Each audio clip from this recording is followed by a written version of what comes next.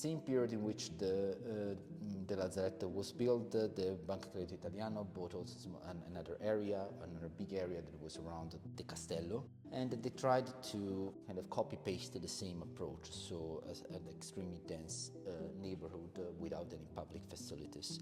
So this new step by the Banca Credito Italiano of this new development basically generated a counteract from the city itself, promoted a real urban planning discussion on the city, so what to do with it and how to plan the expansion.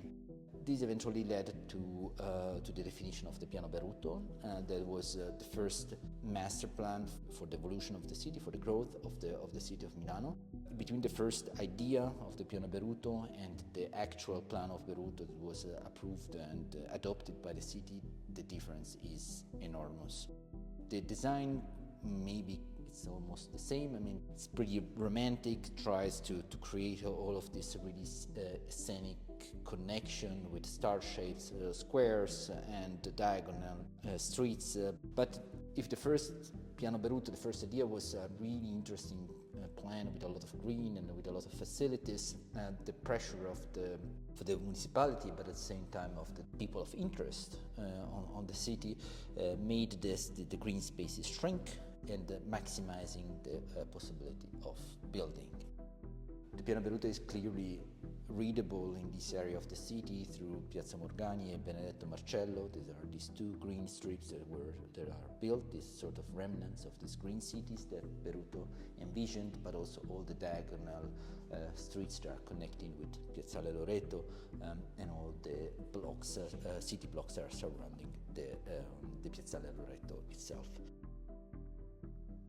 Probably the connection between this with the Beruto is extremely linked to the history of another crucial point of the Buenos Aires. There are the Ingegnoli family.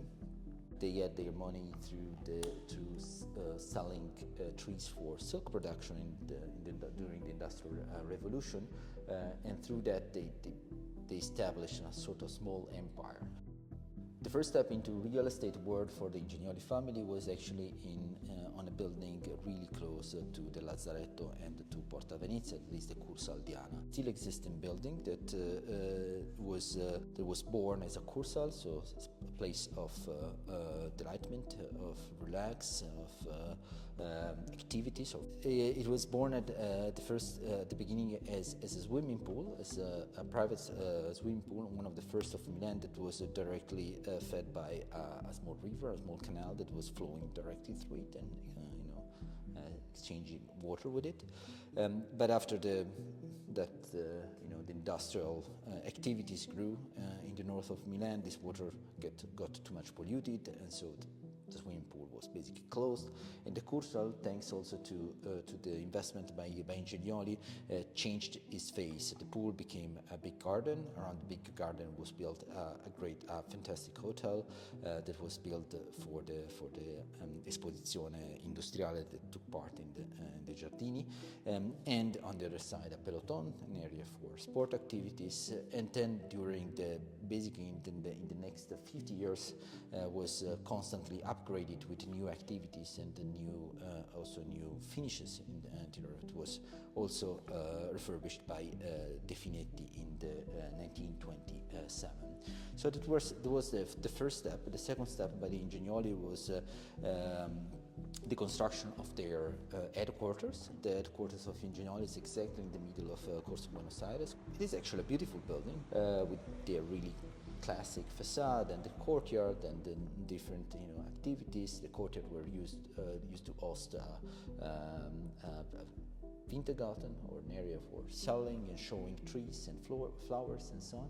But it was also exactly in the middle of it has sort of crucial position in the middle of the land that Ingegnoli bought during the years. So Ingegnoli invested a lot of money buying actually almost all the land on the north of the Lazzaretto, so around Benedetto Marcello, and then expanded also buying more land in the northeast of Milan, so nowadays the Città Studi and all of the area. But the first development that he did was in Benedetto Marcello. The development done by Ingegnoli and Benedetto Marcello was a sort of counterbalance to what was the Lazzaretto. So the typologies were bigger, the apartments were bigger, the quality of the buildings was better, so more light, courtyard bigger, and also with toilet and facility inside of the apartments. But the interesting point of Ingegnoli was that he was one of the first probably that he understood how public space and green spaces were functional to land value and square meters value of for their investment. So it was one of the few that defended the green reading of the Beruto and the green spaces that Beruto pushed through his master plan.